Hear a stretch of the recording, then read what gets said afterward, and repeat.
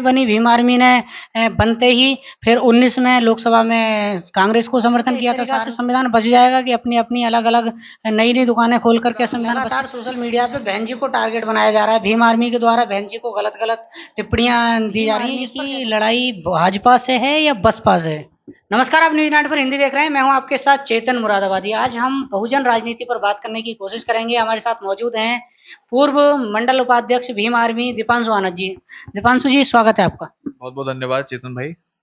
Sir, क्या कहना चाहोगे जिस तरह से बहुजन राजनीति के बारे में क्या कहना चाहोगे? बहन जी अलग हैं और चंद्रशेखर आजाद जी अलग हैं, क्या कहना चाहोगे इस पर?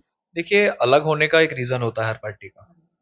समाज में चंद्रशेखर आजाद आज जमीनी स्तर पे काम कर रहे हैं। माननीय बहन जी को कुछ चंद लोगों ने एक अंदर बिल्कुल बंद करके रखा हुआ है। माननीय बहन जी के पास जो समाज की जो सामाजिक घटनाएं समाज के साथ दिन ब दिन बढ़ती जा रही हैं लगातार, उनको माननीय बहन जी तक नहीं पहुंचाते थे वो लोग। अब समाज के पास जब एक ऑप्शन से जब किसी ऑप्शंस को लगातार हम मौका देते हैं, किसी को वार वार मौका देते हैं, समाज को काफी उम्मीदें होती हैं।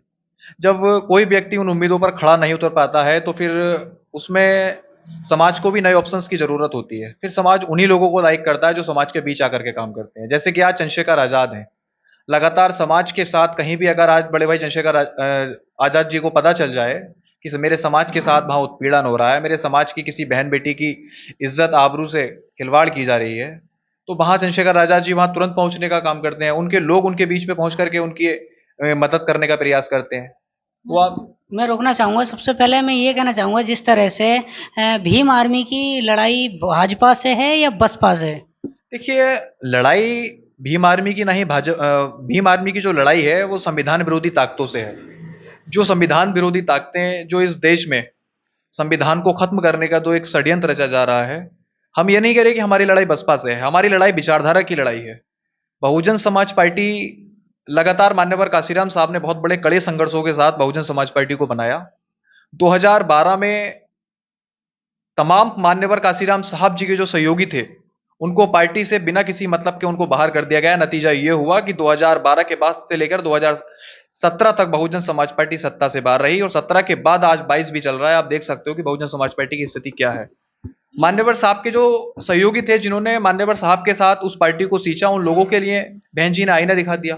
उन लोगों की मेहनत को नहीं देखा। हम माननीय बहन जी का सम्मान करते हैं, हम उनको गलत नहीं कह रहे। माननीय बहन जी के साथ जो लोग हैं, उनके जो एडवाइजर्स हैं, जिन लोगों ने बहन जी को कैप्चर्स कर रखा है, उसके जिम्मेदार लगातार सोशल मीडिया पे बहन जी को टारगेट बनाया जा रहा है। भीम आर्मी के द्वारा बहन जी को गलत गलत टिप्पणियां दी जा रही हैं, इस पर क्या कहना चाहोगे? माननीय बहन जी के खिलाफ किसी ने कोई टिप्पणी नहीं करता। ये कोई लगातार हम देख रहे हैं सोशल मीडिया और फेसबुक पर। ये नहीं है। ये कुछ लोग हैं, कुछ लोग ऐसे होते हैं, हर समाज में कुछ लोग ऐसे होते हैं जो एक दूसरे के प्रति उनकी भावनाएं जो गलत होती हैं। माननीय बहन जी का तो हमारे भाई भी, हमारे जो राष्ट्रीय अध्यक्ष जी हैं बड़े भाई चंद्रशेखर आजाद जी, वो भी सम्मान करते हैं उनका। उन्होंने भी आज तक बहन जी के लिए कुछ नहीं बोला। बहन जी के खिलाफ तमाम दूसरी पार्टियों के द्वारा टीका टिप्पणी की जाती है। तमाम पार्टियों ने गलत गलत तरीके की बयानबाजी माननीय बहन जी के खिलाफ की है। उसमें भी भाई बड़े भाई चंद्रशेखर आजाद जी ने उनके मान सम्मान का ख्याल रखते हुए उन लोगों के खिलाफ भी भाई चंद्रशेखर भाई ने उनको जवाब देने का काम किया है। आपने संविधान की बात करी थी, संविधान बचाने की और संविधान विरोधियों के खिलाफ लड़ने की, तो क्या इस तरीका से संविधान बच जाएगा कि अपनी अपनी अलग अलग नई नई दुकानें खोल करके संविधान बच सकता है? नई नई दुकानें क्या? भीम आर्मी से पहले मान लीजिए, भीम आर्मी संगठन जो है पिछले कई वर्षों से समाज के बीच जमीनी स्तर पे काम कर रहा है। आजाद समाज पार्टी भी काफी टाइम से, लगभग कुछ वर्षों से हमारे बीच में है, समाज के दुख सुख दुख में पहुंच रही है। संविधान बचाने के लिए जरूरी नहीं है कि हमें नए नए तरीके की, उसके लिए कम से कम हमें सक्रिय रहना बहुत जरूरी है।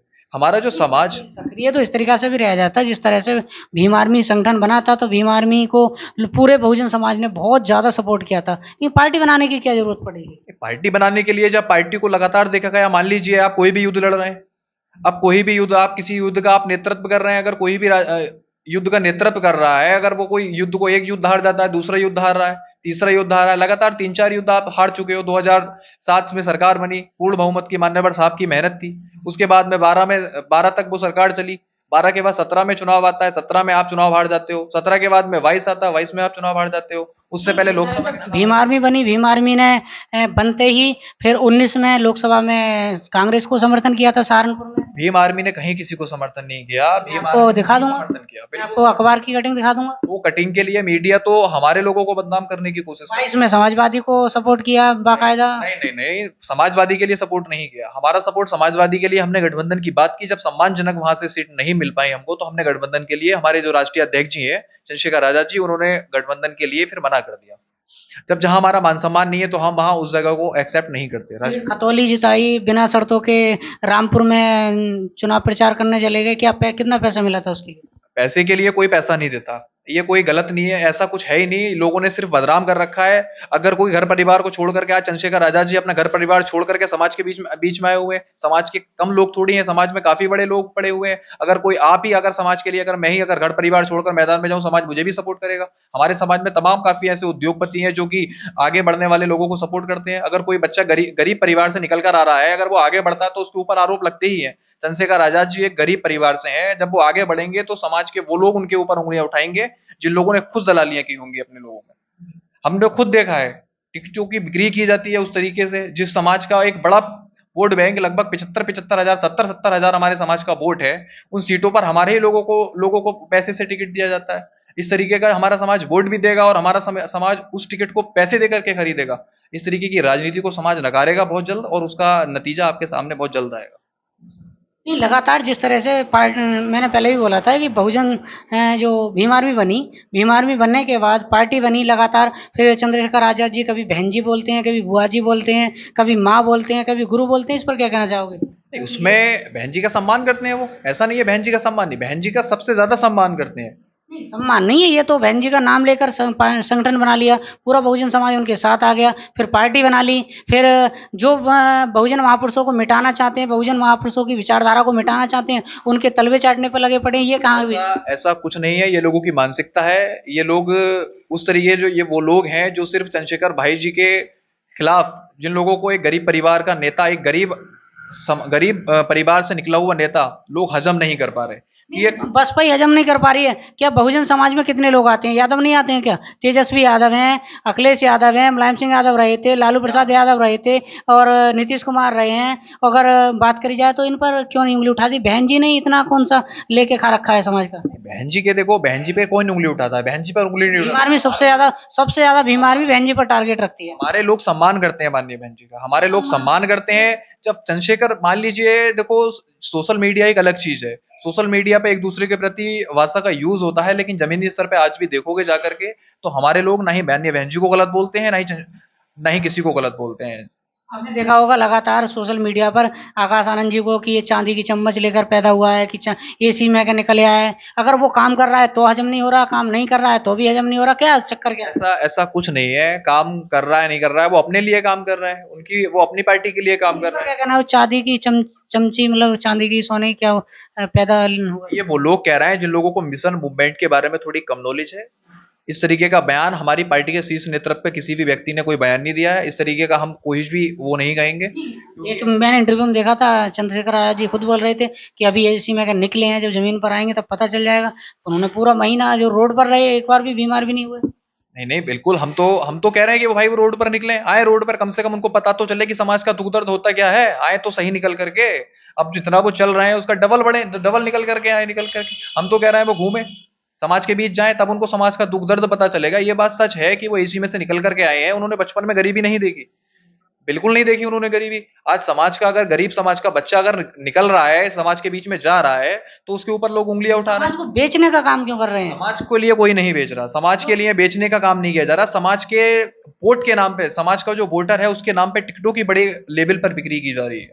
जैसे आप संविधान विरोधी केसीआर, अगर के चंद्रशेखर राव की बात करें तो उनसे मिलकर आए हैं, नीतीश कुमार से मिले हैं, अखिलेश यादव से मिले हैं, जयंत से मिले हैं, और दुनिया के नेताओं से मिले। बहन जी से मिलने का प्रयास नहीं किया गया? क्या बात? क्यों नहीं किया गया? बहन जी से मिलने का प्रयास किया गया। बहन जी से कभी बहन जी की बुराई नहीं की, कभी बहन जी के खिलाफ आपसे नहीं के, कभी बसपा में रहे नहीं, कभी कोई सदस्यता नहीं ली आज तक। क्यों नहीं किया गया? बसपा के लिए, बसपा में जब 2012 में चुनाव हुआ तो बहन जी के लिए क्यों सपोर्ट नहीं किया गया? बहन जी सदस्यता रसीद मिलेगी हमें? क्या सदस्यता रसी जिसमें सदस्य रहे हों बसपा के, कभी झंडा लेकर खड़े हुए हों, कभी डंडा लेकर खड़े हुए हों। क्यों नहीं मिलेगी? बिल्कुल मिलेगी, बिल्कुल मिलेगी। उनका परिवार उनका परिवार पूरा बसपा को सपोर्ट करता है। बहन जी खुद सहारनपुर की एक विधानसभा सीट से विधायक रही, वो रही है, सदस्य रही है। ये तो अलग अलग पार्टियों में रहे ना, समाजवादी क्या दिखाई दी। कुछ नहीं है, बहन जी को सपोर्ट किया है, ऐसा नहीं है। जब विचारधारा बदलती है, क्या मान्यवर का एक मेरा आपसे सवाल है, क्या मान्यवर साहब काशीराम साहब के 1984 में बहुजन समाज पार्टी बनी थी, जब वो पार्टी बनी, क्या काशीराम साहब के साथ में जिन लोगों ने मेहनत की वो सारे लोग बेकार थे जो आज पार्टियों से बाहर कर दिए गए?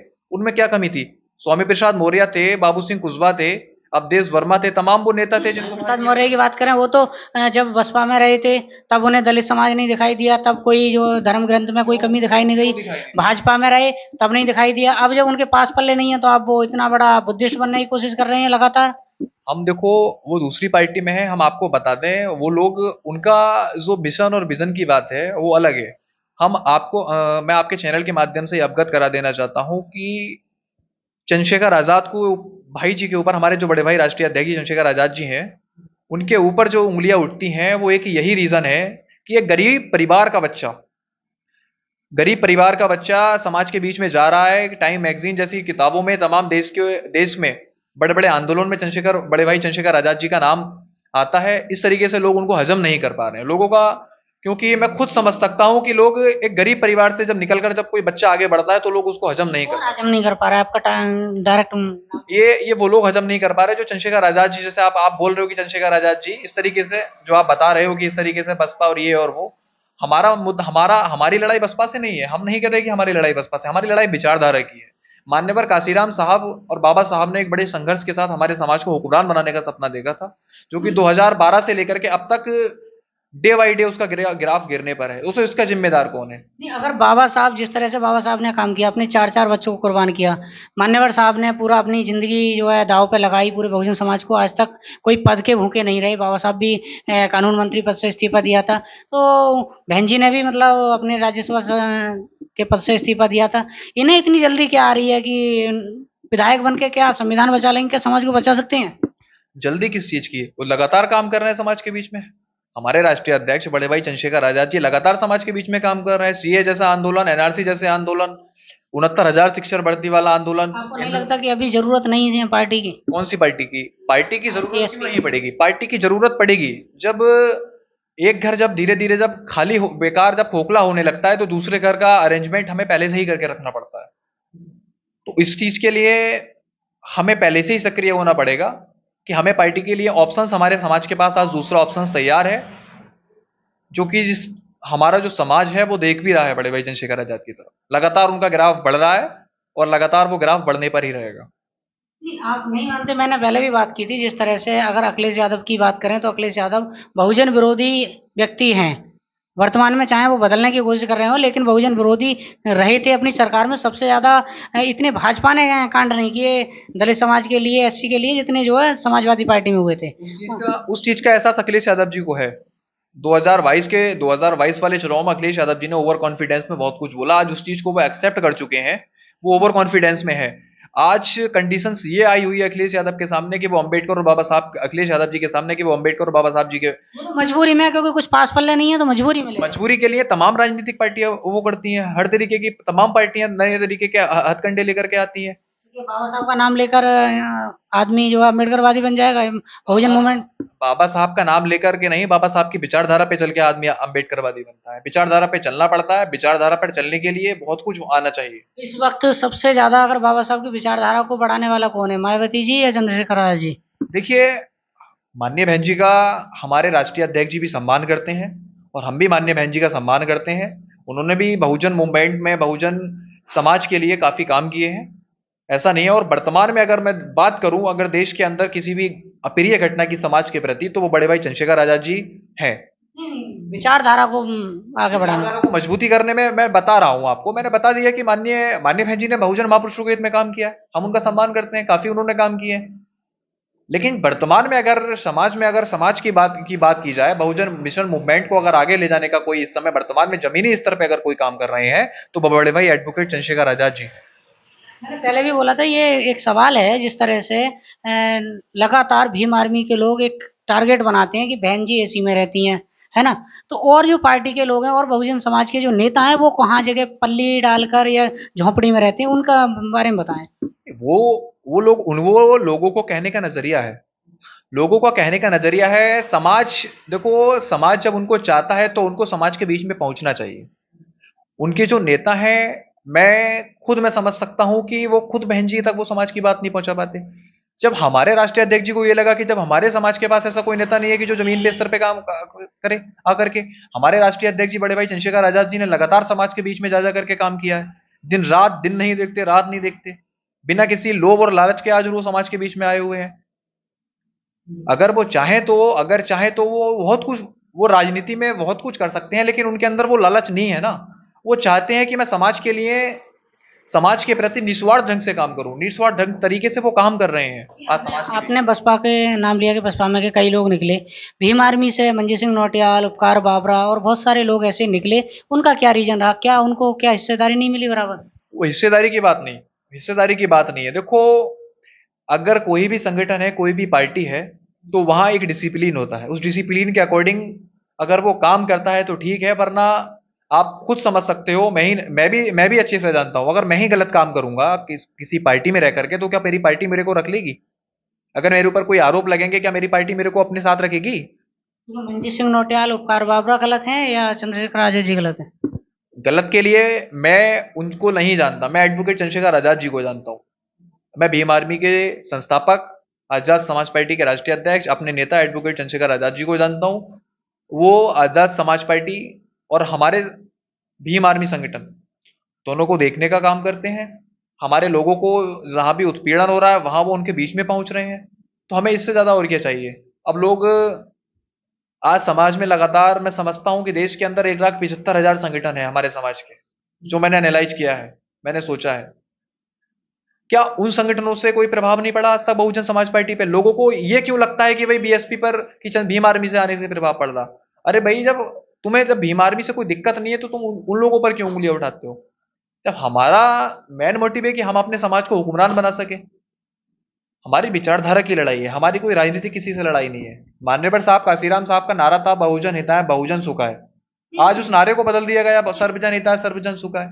क्या जिन लोगों के, जिन समय के आधार पर चयन। देखो, समय के आधार पे नहीं। पिछली बार अभी तमाम तरीके के वो निकाले गए कि ये वाला वो और ये ऐसा वैसा तमाम। चंद्रशेखर आजाद जी बहुजन हिताय बहुजन सुखाय की बात करते हैं। बिल्कुल करते हैं बहुजन हिताय बहुजन सुखाय की। ये मनुवादी लोगों के पास क्या करने जाते हैं? मनुवादी लोगों के पास किसके पास गए थे? अगर हम बात करें, नीतीश कुमार की बात करें तो नीतीश कुमार बहुजनवादी हैं। बहुजनवादी बहुजन समाज से आते हैं। कितना काम कर रखा है बहुजन। बहुजन समाज समाज। से आने से मतलब नहीं है क्या? एक से अगर गीदड़ को शेर का अगर चोला पहना दिया जाए तो वो शेर नहीं होगा। बहुजन समाज में पैदा होने से मतलब नहीं है। ऐसा तो बहुत सारे लोग हैं, क्या बोलते हैं दिल्ली के, जो कि कांग्रेस में है, कुछ लोग हैं भाजपा में, कुछ लोग हैं जिनको कोई आवाज ही नहीं उठाते वो।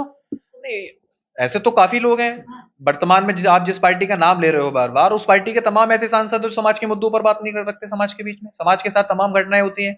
हमारे मंडल में तमाम घटनाएं हुई, समाज के सांसदों ने उन बात को समाज के लोग, संसद में नहीं रखा। तमाम कोई भी आवाज उठाने को तैयार नहीं है ना। आवाज उठाने के लिए मैं कहता रहा हूँ, आवाज उठाने के लिए लोगों को डर रहता है ईडी सीबीआई जैसी तमाम जैसी प्रशासनिक जांचों का। लोगों के अंदर एक डर बैठा हुआ है कि कहीं हमारे खिलाफ जांच नहीं बैठ जाए। अगर इस देश के अंदर कोई बुलंद आवाज है तो वो एडवोकेट चंद्रशेखर आजाद जी की आवाज है, जिनके ऊपर, जिनको ना ही किसी सीबीआई का डर है, ना ही ईडी का डर है। वो सिर्फ संविधान से डरते हैं। वो सिर्फ संविधान की ताकत से डरते हैं। इसलिए वो संविधान की रक्षा के लिए लगातार संघर्षरत हैं। तो कहते हैं ये जो है कांग्रेस भाजपा के एजेंट हैं भेजे हुए। लोग अगर आप निकल करके आओ अभी मैदान में, आपको लोग एजेंट बताने लगेंगे। अगर आप समाज में आके काम करो, अभी आप किसी विधानसभा सीट पे चुनाव लड़ने का दावा ठोक दो, आप जिस पार्टी का नाम ले रहे हो उस पार्टी के लोग आपको एजेंट बताने लगेंगे। ये तो होता है समाज में भाई। ये खुद आप देख सकते हो। मैं तो बार बार आप इस बात को फिर बता रहा हूं, अगर समाज का कोई बच्चा है संघर्ष करके, अगर वो कोई अधिकारी बन जाए या कुछ भी बन जाए, तो लोग उससे एरिटेशन रखने लगते हैं। ये तो खुद हमने देखा है समाज में, और देख भी रहे हैं उस चीज को। ये एक समाज में एक पॉइजन फैला हुआ है कि एक दूसरे के प्रति ईर्ष्या रखनी। तो ये थे हमारे साथ दीपांशु आनंद जी, पूर्व भीम आर्मी मुरादाबाद मंडल उपाध्यक्ष। तो आपकी क्या राय है इनकी बातों को लेकर कमेंट बॉक्स में जरूर बताएं। और हमें आप फेसबुक पर देख रहे हैं तो फेसबुक पेज को फॉलो करें, वीडियो को लाइक करें, शेयर करें और चैनल को सब्सक्राइब करना नहीं भूलें। मिलते हैं किसी नई अपडेट के साथ, तब तक के लिए विदा चाहते हैं। धन्यवाद।